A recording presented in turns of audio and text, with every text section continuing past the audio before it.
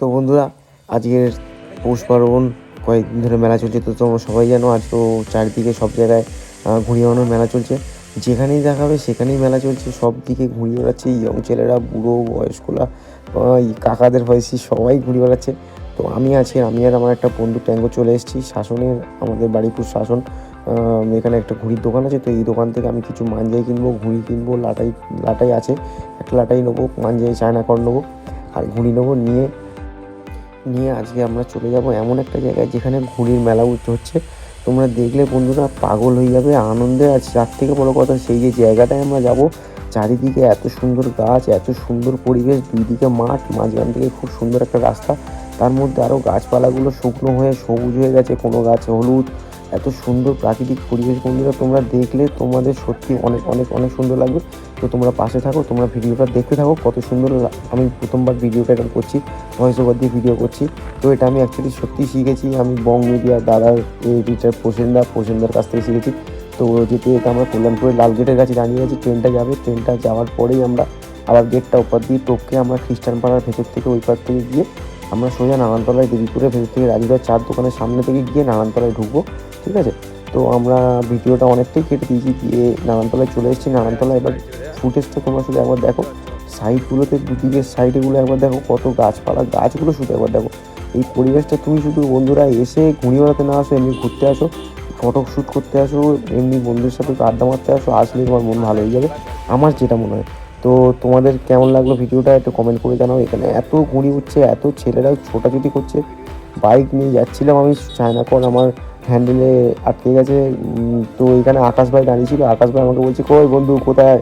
তো আমি একটু ইয়ার্কি মেরে নিলাম, অনেক দিনের পুরোনো বন্ধু ছিল। তো এবার দেখো, মাঠ থেকে এপার থেকে ওপার পুরো পরিষ্কার দেখা যায়।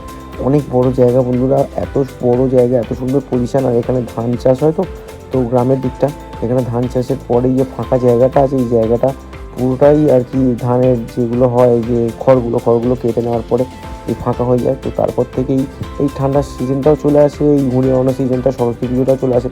তো ছেলেরা প্রচণ্ড প্রচণ্ড প্রচণ্ড মজা করতে থাকে এই সময়টা। হ্যাঁ, 2 থেকে 3 মাস পুরো টানা ঘুড়ি ওড়ে, এক টানা। আমি আর ট্যাঙ্গো তো ভাই পুরো রেডি হয়ে চলে এসেছি। তো এই রাস্তা দিয়ে আসছি, রাস্তা দিয়ে অনেক ছেলে ঘুড়ি ওড়াচ্ছে, তোমরা একবার ভালো করে দেখো, লক্ষ্য করো। হ্যাঁ, তো আমি বোঝাতে পারিনি হয়তো ভালো করে ভিডিওটা, ট্যাঙ্গো ভাই করছিল, আমি করিনি। হ্যাঁ, আমিও এত ভালো করতে পারতাম না, ট্যাঙ্গো ভাই ভিডিও ভালো করে, তো ওই করে দিচ্ছিলো ভিডিওটা। তো প্যাঁচ খেলা হচ্ছে, একটা প্যাঁচ খেলছিল, তো প্যাঁচটা লাগলো না, ছেড়ে গেছে। তাই আমি বলছিলাম, ভাই প্যাঁচটা নিতে পারলি না, প্যাঁচটা ভাই, প্যাঁচটা খেলে দে। তো যাই হোক, ট্যাঙ্গোর আমি ঘুড়িগুলো নিয়ে এবার মাঠের দিকে নামবো। দেখতে পাচ্ছ তো ঘুড়িগুলো নিয়ে কীরকম যাচ্ছি, পরমাখানা দেখো কতগুলো ঘুড়ি কিনেছি, দেখতে পাচ্ছ তো। তোমরাও ঘুড়িগুলো নিয়ে চলে আসো, একসাথে সবাই প্যাঁচ খেলা হবে, একসাথে ঘুড়ি বানানো হবে। তো ঘুড়িগুলো নিয়ে আস্তে আস্তে আস্তে আস্তে এই চারদিকে, এমনি এই মাঠটা এমনই একটা মাঠ ভাই, এই জায়গাটা ছোটাছুটি করা যাবে না, দাঁড়িয়ে দাঁড়িয়ে ঘুড়ি ওড়াও, একটু পিছনে সামনে যাও, কিন্তু ছোটাছুটি করলে পড়ে গেলে শীতকালের সময় একদম অবস্থাটা কিন্তু কাইল হয়ে যাবে। তো দেখতেই পাচ্ছ ঘুড়িটার কলকাই আমি করে নিলাম, করে নিয়ে চায়না কটটা দিয়েই, যেহেতু চায়না কট দিয়ে ওরাও, পাইপ কট দিয়ে কলকাই করলে চিং করবে, ঘুড়িটা ভালো বানানো যাবে না। তো চায়না কটটাই, ওই চায়না কট দিয়েই আমি কলকাইটা করে নিয়েছি। এবার ঘুড়িটায় চেত্তা দেবো মাথায় দিয়ে, এই চেত্তা দিতে গিয়ে একটা ঘুড়ি ভেঙে দিয়েছি ভাই। তো ট্যাঙ্গো এবার একটু বললো চারদিকে ভিডিওটা আমি করে নিতে। ট্যাঙ্গো কলকাই করছে, দেখো সব ঘুড়ি কলকাই করছে। হ্যাঁ, ছেলেরা ওই দেখো ঘুড়ি ওঠাচ্ছে, ট্যাঙ্গো ভাই ঘুড়ি কলকাই করা রেডি হয়ে গেছে, এবার ঘুড়িটা শুধু বাড়াই হবে। ও বন্ধু, লাটটা যা দিয়েছে না, বলছি আবার হ্যাঁ ঠিক আছে।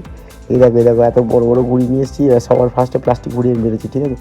আমি জানি প্লাস্টিক ঘুড়িটা বেরোবে, বাড়লে খুব টান হবে, আর আমি ম্যাচগুলো খেলবো, কাটবো একটা দুটো ঘুড়ি, কিন্তু ও বাবা প্রথম ঘুড়িটাই পেরেই কাটা খেয়ে গেছি।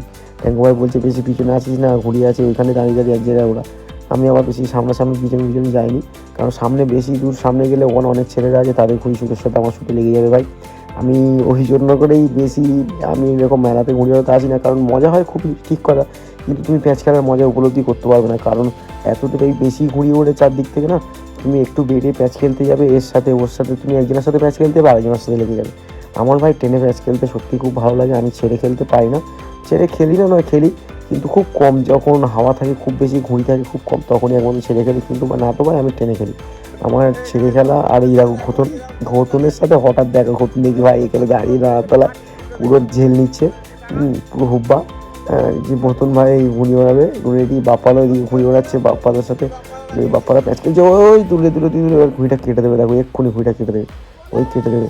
আর ওদিকে ট্যাঙ্গো এসে ঘড়িটা নিয়ে ছিঁড়ে ফেলেছে, ঘড়িটা ওড়াতে ওড়াতে